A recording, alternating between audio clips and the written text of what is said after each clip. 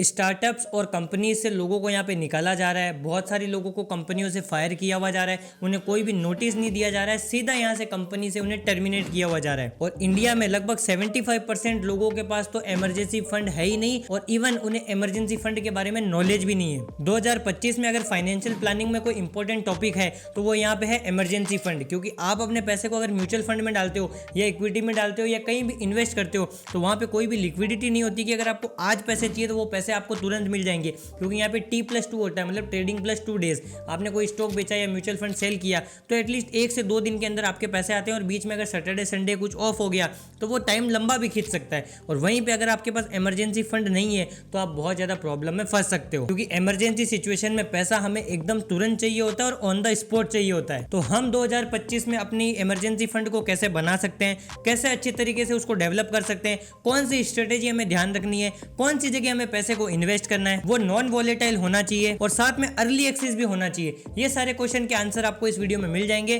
तो ये वीडियो आपकी लाइफ की बहुत ज्यादा इंपॉर्टेंट वीडियो हो सकती है, तो वीडियो को पूरी देखिएगा। आपको मैं क्लियर कर दूंगा कि इमरजेंसी फंड आप अपने लिए कैसे बिल्ड कर सकते हो। क्योंकि फाइनेंशियल प्लानिंग का अगर मेजर फैक्टर कोई है तो वो है इमरजेंसी फंड होना। फॉर एग्जाम्पल, आप जहां पे जॉब कर रहे हो वहां से आज आपको वहां पे निकाल दिया जाए, फायर कर दिया जाए, तो आप क्या करोगे, कैसे सर्वाइव करोगे। लेकिन वहीं पे अगर आपके पास इमरजेंसी फंड है, आपने पहले से फाइनेंशियल प्लानिंग में इमरजेंसी फंड को ऐड कर रखा है, तो वहां पे आपको कोई भी दिक्कत नहीं होगी, आप आराम से सर्वाइव कर सकते हो जब तक आपको नई जॉब नहीं मिल जाती। और इंडिया में एक डेटा निकाला गया है कि जब ऐसी सिचुएशन आती है ना तो 57% लोग अपनी इन्वेस्टमेंट सेल कर देते हैं, 24% दूसरा लोन ले लेते हैं, 5% लोग अपने दोस्ती यारी रिलेटिव से कर्जा ले लेते हैं, और 15% लोग तो अपनी EMI वगैरह को भी स्किप कर देते हैं इस चक्कर में। तो ये सब झंझट आपको ना हो, आपके पास एक वेल एंड गुड प्लान हो इमरजेंसी फंड का, तो ये सारी चीजें आपको नहीं करनी पड़ेगी। तो वीडियो को पूरी देखिएगा। एक चीज मैं आपको क्लियर कर दूं कि आपके पास इमरजेंसी फंड कितना होना चाहिए। आपके मन में डाउट होगा ना कि 1 लाख 2 लाख 50,000 कितना होना चाहिए, तो रफली मैं आपको एक आइडिया दे देता हूं। अगर आप यहाँ पे सैलरीड पर्सन हो, आप यहाँ पे कहीं पे जॉब कर रहे हो, आपकी सैलरी आती है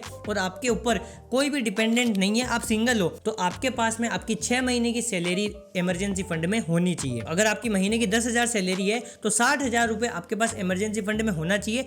अब वो पैसे को कहाँ इन्वेस्ट करना है, क्या करना है, वो मैं आगे बताऊंगा। पहले इमरजेंसी फंड कितना होना चाहिए वो आप जान लीजिए। फॉर एग्जांपल, आप सैलरीड पर्सन हो और आपके ऊपर में 1 से 2 डिपेंडेंट है। फॉर एग्जांपल, आपके पेरेंट्स या आपके बच्चे या आपकी वाइफ है, तो आपके पास में 12 महीने की आपकी जो सैलरी है उसका इमरजेंसी फंड होना चाहिए। सेम अगर 10,000 सैलरी है तो 1,20,000 आपके पास होना चाहिए इमरजेंसी फंड। 3 से 5 लोग आपके ऊपर डिपेंडेंट है तो 18 महीने की सैलरी आपके पास में इमरजेंसी फंड के रूप में होनी चाहिए। अब यहाँ पे मेरी क्या अप्रोच होगी इमरजेंसी फंड को बनाने के लिए, क्या मैं प्लानिंग करूंगा वो मैं आपको शेयर करता हूँ। आपको समझ आ गया कितनी होनी चाहिए। अब आपको यहाँ पे क्या करना है कि उसको जो आपने पैसा लिया, ये तो है नहीं आप अपनी जेब में रखोगे या घर में रखोगे, लॉकर में रखोगे, ऐसा नहीं है। अब आप उसको इन्वेस्ट करना है ताकि वो बढ़ते हुए जाए, ऐसा ना हो कि वो डाउन होते हुए जाए। तो पहली चीज ये है कि आप वो जो पैसा है इमरजेंसी फंड वाला, वो आपका यहाँ पे लिक्विडिटी एसिड होना चाहिए। मतलब जब आपको जरूरत हो आप तुरंत उस पैसे को निकाल सको। तो इसके लिए पहला ऑप्शन होता है कि उन पैसे को आप कोई एक सेविंग अकाउंट खोल लीजिए, उस सेविंग अकाउंट में अपने इमरजेंसी फंड को रखिए। क्योंकि सेविंग अकाउंट में क्या होता है, जब आपको पैसे की जरूरत है आप ऑन द स्पॉट वो पैसे को वहां पे निकाल सकते हो विद इन 1 मिनट। दूसरा, आप अपने पैसे को इन्वेस्ट कर सकते हो डेप्थ म्यूचुअल फंड में। अब डेप्थ म्यूचुअल फंड में भी आप बोलोगे बहुत सारे ऑप्शन है, मैं किस में करूं, तो वो भी मैं आपको क्लियर कर देता हूं। यहाँ पे आप कोई भी लिक्विड फंड को चुन लीजिए और उसमें अपने इमरजेंसी फंड को इन्वेस्ट कर दीजिए। क्योंकि जो डेप्थ म्यूचुअल फंड है उसमें जो लिक्विड फंड है ना, उसकी भी यहाँ पे वॉलिटिलिटी एकदम कम होती है, रिस्क एकदम कम होता है और यहाँ पे एक्सेसिबिलिटी उसकी काफी ज्यादा ईजी है। तीसरा पॉइंट हमारे पास आता है भारत बॉन्ड का। हमें भारत बॉन्ड में पैसे को अपने इन्वेस्ट करने चाहिए जो हमारे इमरजेंसी फंड है। क्योंकि ये जो भारत बॉन्ड में हम पैसे को इन्वेस्ट करेंगे ना, वो AAA कंपनी में हमारे पैसे को इन्वेस्ट करती है, जो कि पब्लिक सेक्टर की कंपनीज होती है। तो ये सारे तरीके हैं कि आपको इमरजेंसी फंड कितना होना चाहिए